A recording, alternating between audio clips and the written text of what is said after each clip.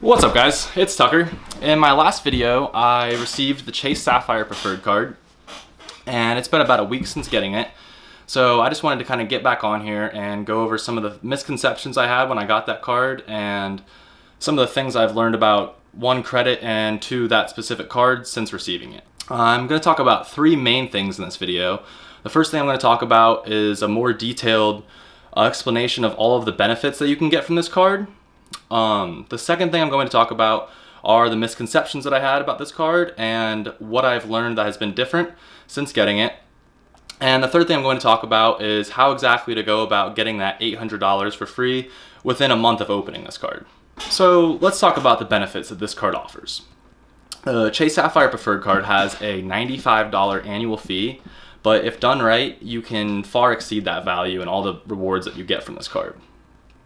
Number one thing that you're going to get from this card is going to be that 60,000 point sign-on bonus within 3 months of signing up and spending $4,000 on this account.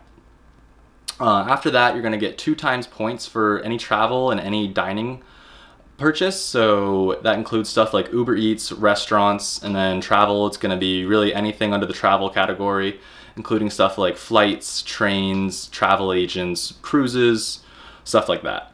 Primary rental car coverage, which is basically full coverage for any rental car you're going to rent, and that's just on your card, so you don't have to sign up for any of the rental car coverage. And if you do end up getting in an accident, you send that directly to the card and you do not have to get your insurance involved at all.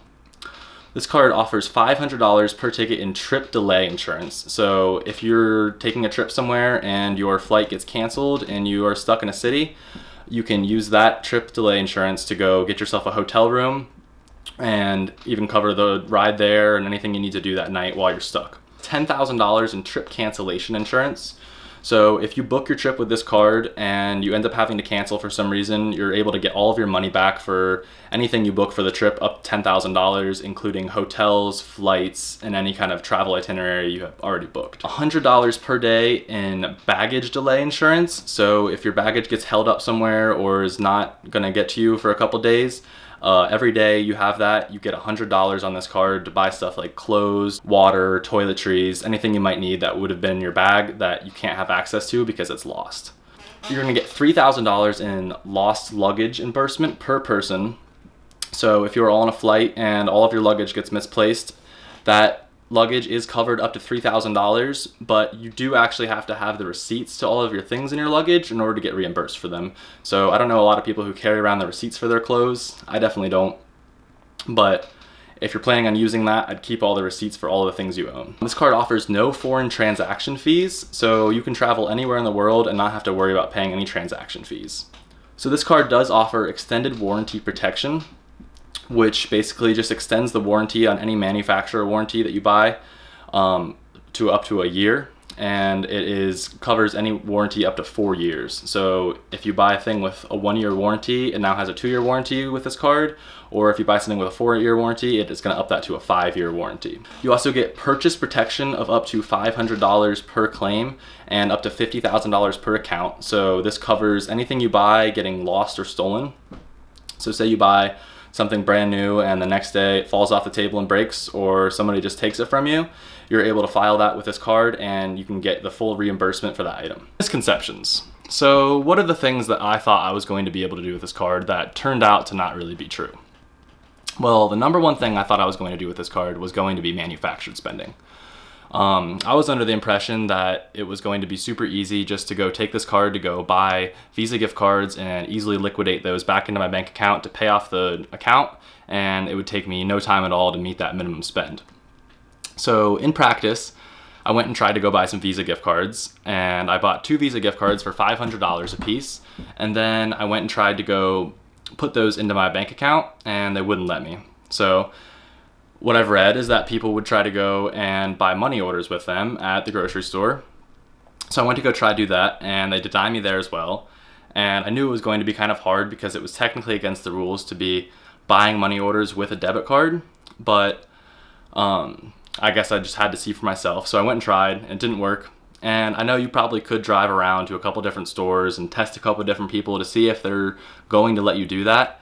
But I guess in action of doing that, I felt a little bit like I was being dirty or almost criminal. And although it's not a criminal action, it does kind of go against the guidelines of the card agreement. So I figured, honestly, if you're going to be doing this stuff and you're going to be putting all the energy into it, you might as well just stay above the guidelines of whatever you're doing with the card and just do it like regularly, because there's plenty of different ways that you can meet that $4,000 minimum spend without ever doing any kind of manufactured spending techniques.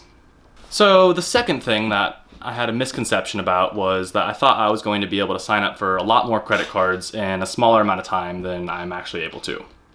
So a couple days after receiving my Chase Sapphire Preferred card, I actually went online and I tried to apply for the Amex Gold card, which I thought was going to be a great next card for me. And I have a 720 credit score still, even after applying for the Sapphire Preferred, so I thought I'd easily get approved and that would be no problem. Well, it turns out you're really only supposed to apply for about one card every 3 to 6 months, and I think I got denied for that card, and I think the reason is just because I had applied for the Chase Sapphire Preferred card and they didn't really have any history of anything I'd done on it, and it just looked a little suspicious that I was applying for so many accounts in such a little amount of time. So after realizing you can't really do that, it also kind of reaffirmed my thought that it doesn't really make sense to go and do any kind of really quick manufactured spending that's going to look sketchy to the creditor, and it's really just makes more sense just to go and try and use regular techniques to just hit that minimum spend, and just having 3 months to do it is plenty of time. How exactly do you go about making $800 for free in 1 month with the Chase Sapphire Preferred card?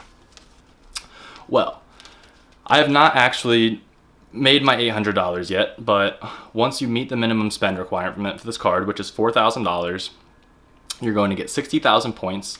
And on top of that, if you're spending $4,000 already on the card, then that's going to give you at least 4,000 points, just because you're getting a point per dollar spent.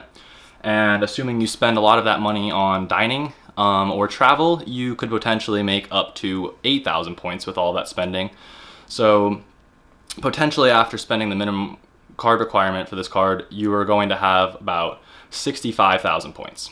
And $65,000 points, when transferred to a flight partner of Chase Rewards, is going to be equal to around $800. And it's only going to take you about a month to do that spending if you follow a couple of methods and tips just to kind of increase your spending, just so that it's not going to take you that whole 3 months in order to get that. So a couple techniques that I've found to kind of increase that minimum spend on my card without actually going against the terms and agreements of the card have just been to kind of use my card to be spending more money than I usually would when not actually spending more money. So stuff like that would be like going out to dinner with your friends and having everybody Venmo you on your Venmo, and then just paying for the whole meal on your card.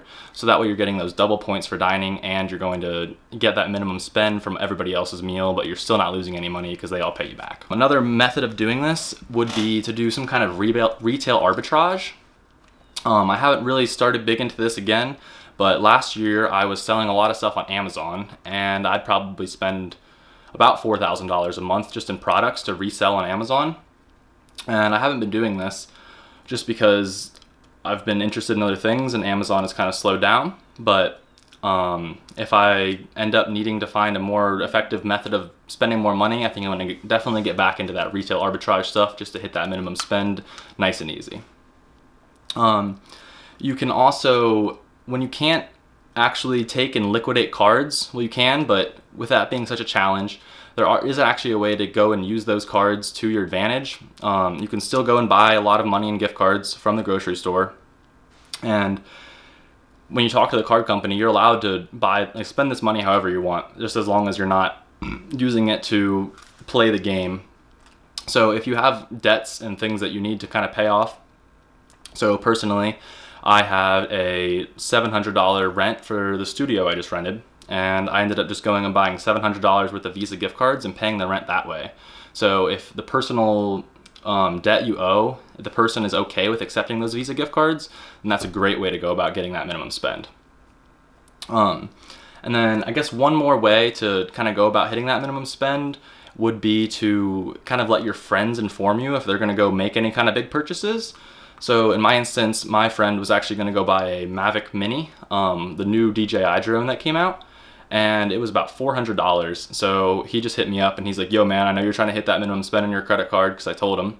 And he said, I'm about to spend $400, so if you want to come meet me at the store, you can just put it on your card and I'll just Venmo you the money for it and we'll be good. Alright guys, so thank you so much for watching if you made it this far. This is my second video since making my 2020 resolution to start a YouTube channel. My first video got much more feedback than I expected, so I kind of felt obligated to get on here and correct some of the misinformation from the first video and just go a little more into depth about my experience just starting out in the credit card game. If you guys liked this video or found it helpful, go ahead and leave a thumbs up, and I'll be posting at least twice a week from here on out, so go ahead and subscribe if you want to follow the journey. There is a link to the Chase Sapphire Preferred card down below in the description if you want to sign up for one, and thank you guys again for watching. Until next time, see ya.